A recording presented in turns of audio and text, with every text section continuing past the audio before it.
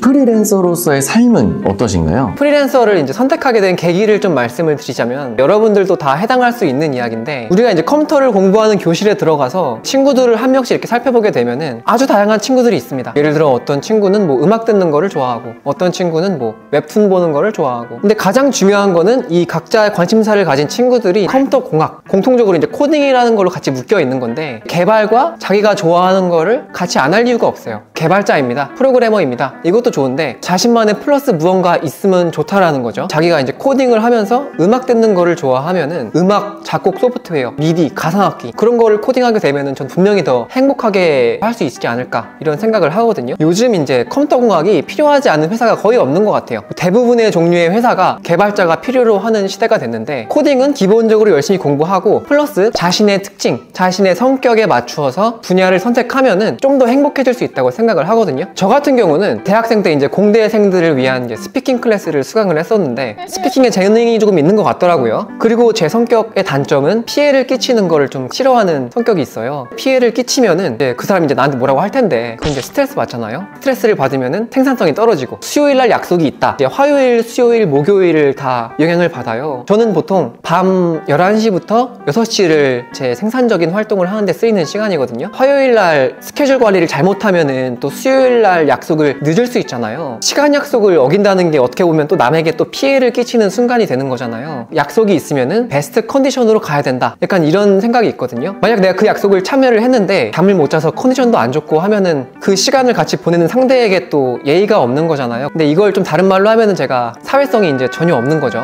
사람과 사람이 엮이면 어쩔 수 없이 이제 갈등이 생기잖아요. 그런 가능성들을 내 스트레스 관리를 위해서 혹은 내 생산성을 위해서 없애 내려가고 있는 사람이더라고요. 제가 제 좋아하는 것과 성격을 분석해 봤을 때, 스피킹을 조금 더 이제 컴퓨터를 공부하는 친구들 평균 대비 좀 더 잘하고, 사회성이 없는 성격을 좋아하니 집에서 혼자 일하는 이제 프리랜서가 가장 좋겠다. 프리랜서 이제 백수인데 꼭 이제 미래에는 여러분들께 저는 이제 보여드리고 싶은 거죠. 컴퓨터를 공부하지만 저 같은 길도 있다, 이런 길도 성공할 수 있다, 좋은 예제가 되어서 희망을 드리고 싶어요. 아직 근데 뭐 성공을 했다고 보기는 어렵기 때문에 저같이 해라, 이런 말씀은 제가 아직은 이제 드리기는 힘들잖아요. 좋은 예제가 되기 위해 노력하고 있는 과정 중에 있습니다. 저는 오히려 프리랜서를 했었을 때 내가 커버해야 될 영역이 너무 많다는 생각도 들었거든요. 저를 브랜딩하고 영업하고 설득하고 뭔지도 모르는 계약서도 만들고, 그걸 다 거치고 나면 이제 개발을 순수히 할 수 있는데, 계속 행복하다가 연락이 와요. 잘 되고 있나요? 늦고 있진 않나요? 아, 사장님 괜찮습니다, 걱정하지 마세요. 근데 이분 입장에선 저에게 이제 몇백만 원을 맡겼으니 납품이 다가왔는데 버그가 있다, 그럼 이제 잠이 안 오죠. 지옥의 시작인데, 그 시간을 만들기 위한 더 많은 노력들이 너무 많이 필요했어서 사회성을 넘어선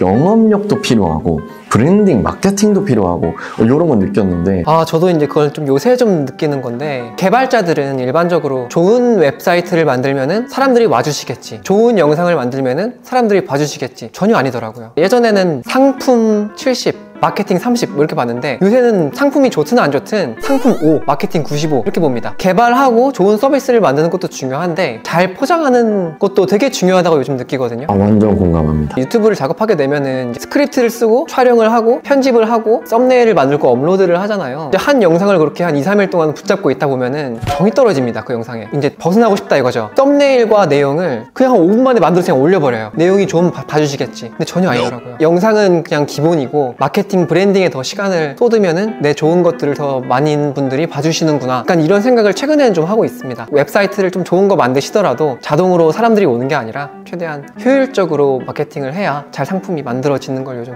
느낍니다. 와, 이렇게 프리랜서로 사는 게 우리만의 상상에 있는 동남아의 푸른빛 바다를 보며 따스한 햇살을 받으며 딱 비치에 딱 누워가지고 맥북 딱 두드리면서, 이건 진짜 상상이고 진짜로 해야 될 일이 너무 많은데, 그럼에도 불구하고 프리랜서로 사는 거에 대한 뭔가 추천을 하시나요?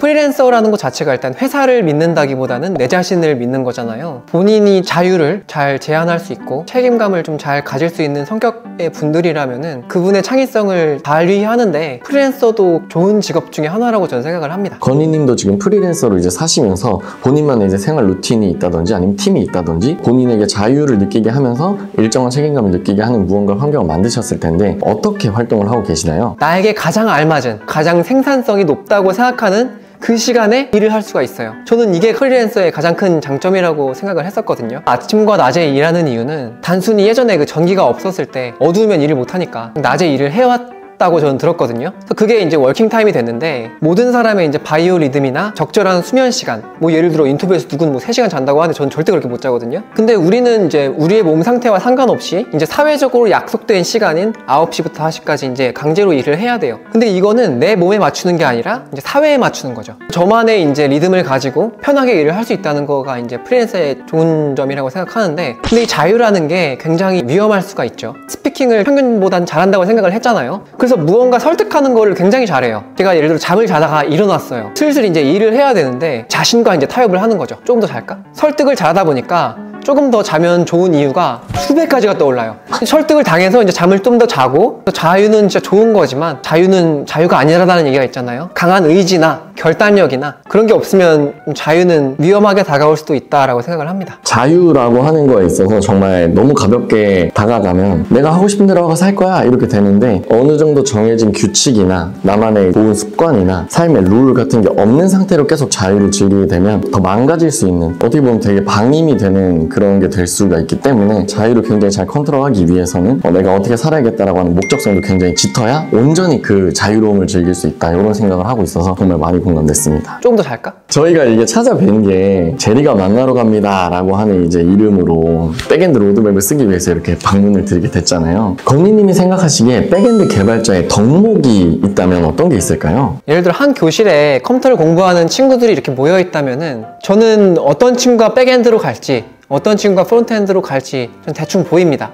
오. 약간 백엔드 친구들은 깊숙이 들어가는 걸 좋아해요. 하나를 파더라도 바이너리까지 파들어가더라고요. 끝까지 파고 들어가는 친구들이 백엔드 개발을 잘하더라고요. 코딩의 흐름은 뭐 블록 코딩이라고 해가지고 안에 코드는 볼 필요도 없이 여러 가지 블록들을 가져와서 그걸 조합해가지고 빠르게 서비스를 만들어내는 게 또 요즘 추세긴 하잖아요. 그래서 백엔드 친구들이 생각보다 많이 빛을 못 봐요.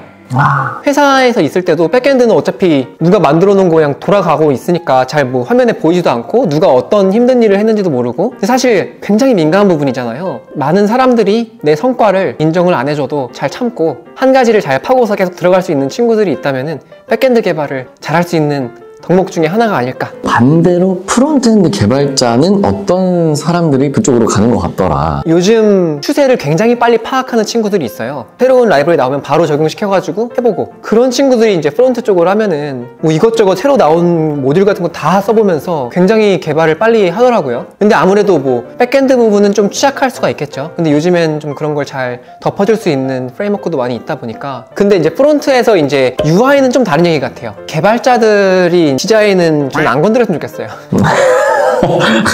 디자이너는 그분들의 역할이 계시다. 하지만 개발자로서 소스의 디자인에 점점 집착하게 되는 것 같더라고요. 그건 아름답죠. 그쵸. 소스는 아름답게 해야 됩니다. 맞아요. 예쁘게 보이겠다고 코드 막 색깔 그 블록들이 처리되어 있고 이런 거 다 있거든요. 그럼요. 소스는 아름답게 해야 됩니다. 건희님은 어떤 계기로 컴퓨터에 이렇게 푹 빠지게 되신 건지. 제가 초등학교 3학년 때쯤에 컴퓨터 부장을 뽑아요. 한 반에서.